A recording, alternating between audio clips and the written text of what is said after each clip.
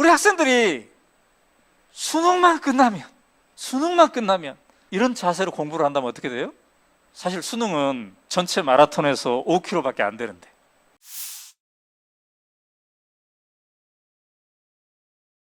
오늘 학부모님도 많이 계시는데, 내가 난 자식은 맨날 예쁜가요? 때때로 미운가요? 자주 밉습니까? 언제 미워요? 언제? 내 눈높이에 맞지 않을 때, 내 기대치에 맞지 않을 때. 근데 사실은 부모의 기대치 이전에 그가 오롯이 하나의 인간임을 인정해 주는 거, 이게 굉장히 중요한 거예요. 삶을 위한 수업을 읽은 한 학생이 글에다가 이렇게 써놨더라고요. 나의 꿈은 대학교 2학년 중퇴다. 아니, 대학 가는 거를 다 원하는데 왜 나의 꿈이 대학교 2학년 중퇴일까? 자기는 문과 기질이 있는데 엄마 아빠가 취업 잘 되는 이과에 가라고 그러는데, 어느 대학 어느 과 다 정해졌어. 엄마 아빠의 너무 기대가 강하니까, 그래 들어주자, 일단 대학 갈게. 근데 나는 대학교 2학년 때 중퇴할래. 그러니까 이 친구는 자기의 인생을 못 살고 엄마의 인생을 지금 살고 있는 거예요. 학생 이전에, 내 자식 이전에 인간이다, 이 명제를 일단 기본 명제로 삼고 들어가 봅시다. 우리가 무려 12년 동안이나 초중고등학교 12년 동안 공부를 하는데, 공부를 하는 동안 그래서 우리가 어떤 힘을 길러야 되는가? 우리 선생님은 아이들에게 어떤 힘을 길러주라고 할 것이며, 배우는 학생들은 배우는 과정에서 어떤 힘을 기를 것인가? 크게 4가지의 힘에 대해서 얘기를 하고 싶습니다. 첫 번째가 자기 주도성이고, 두 번째가 있는 그대로의 나를 사랑하는 힘, 세 번째가 협력의 기쁨, 네 번째가 그래, 인생은 살만하네, 이 마음을 간직하는 것. 이 4가지에 대해서, 즉 삶을 위한 수업을 하면 자동적으로 이 4가지가 나에게 차곡차곡 쌓여진다는 얘기이기도 합니다. 자, 이분은 덴마크의 수학 선생님입니다. 근데 이 수학 선생님이 매 학기, 새 학기가 되면은 이제 진도를 나가야 되지 않겠습니까? 새로운 학생들이랑. 근데 진도를 나가지 않고 2주 동안 이 2가지에 대해서 토론한다는 거예요. 우리는 왜 교실에 앉아 있는가? 학교는 왜 다녀야 되는가? 두 번째 질문, 우리는 왜 수학을 공부해야 되는가? 여러분 어때요? 여러분 수학 시간 어땠습니까? 회상해 보세요. 여러분 고등학교 때 수학 시간 좋았습니까? 힘들었습니까? 아마 힘든 사람이 더 많았을 거예요. 그죠? 특히 언제가 힘들어요? 어느 날이? 자기 번호가 25번이면 25일이 힘들죠. 25번 나와서 풀어보라고 하니까. 그죠? 매우 두려워, 긴장돼. 근데 어떤 사람은 수학을 좋아하지만 상당히 많은 사람은 도대체 중학교 때까지 내가 배운 수학으로도 충분히 일상생활 영위할 수 있는데 왜 더 수학을 배워야 되지?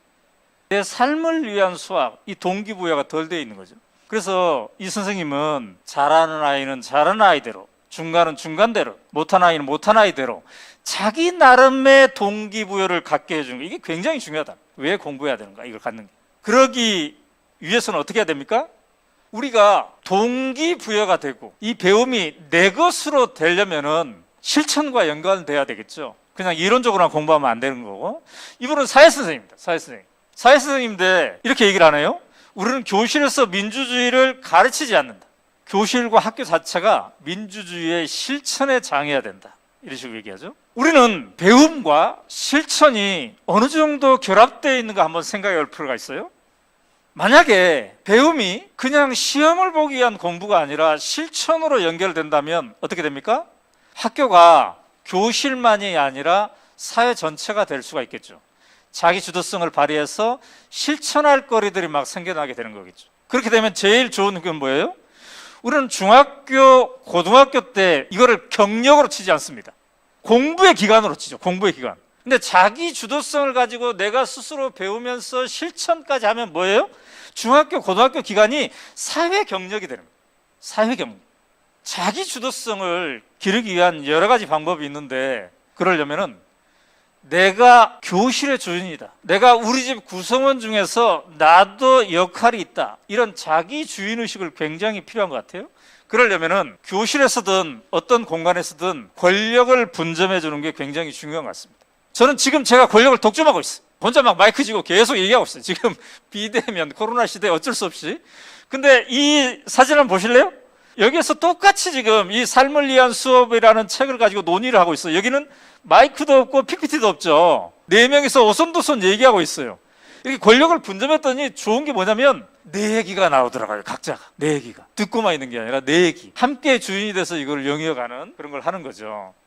이 자기 주도적 학습, 이게 왜 중요하냐면 내가 스스로 선택해서 뭔가를 하는 거, 이게 행복의 원천이기 때문입니다. 스스로 선택하니 즐겁다. 제 책을 읽고 최근에 서울대학교, 지금 서울대학교 다니는 3학년짜리가 찾아왔어요. 자기 인생에 엄청난 위기래 지금. 왜냐? 서울대에 갈 정도였으면 어때요? 고등학교 때 전교 1등, 맨날 전교 1등 했어. 그때는 동기가 확실했어요. 전교 1등의 동기가. 그 다음에 동기가, 또 다른 동기가 있었어. 그러면 우리 엄마가 기뻐하니까. 근데 서울대 갔더니 전교 1등 못해요. 그 다음에 중고등학교 때 너무 진을 뺐어. 더 달려갈 수 있는 힘이 없어. 그랬더니 동기가 없어졌더니 자기를 사랑하지도 않아. 많은 사람이 전교 1등에 대한 기대, 옆을 볼 자유가 없어. 이제 이걸 유지하기 위해서 앞만 먹고 막 달려야 돼. 내가 왜 공부를 하는가? 이게 채워지지 않고 앞을 향했어. 그러다 보니까 옆을 볼 자유, 선택의 자유, 스스로 선택하는 즐거움, 이게 없게 되는 거죠. 근데 말이죠, 우리가 조금 더 인생을 살아봤더니 어때요? 여러분 어땠습니까? 공부가 5km 달리기가 아니더라고요. 인생도 마라톤이듯이 공부도 마라톤이더라고요. 그죠? 공부도 마라톤이야. 우리 학생들이 수능만 끝나면 이런 자세로 공부를 한다면 어떻게 돼요? 사실 수능은 전체 마라톤에서 5km밖에 안 되는데, 근데 42km 마라톤은 누가 완주할 수 있을까요? 뛰는 과정을 즐기는 사람, 뛰는 과정에서 충전이 되는 사람, 뛰는 과정에서 방전이 안 되고 충전이 되는 사람. 이번 기말고사만 끝나면, 이번 수능만 끝나면, 이렇게 되면은 마라톤 뛸 수가 없죠.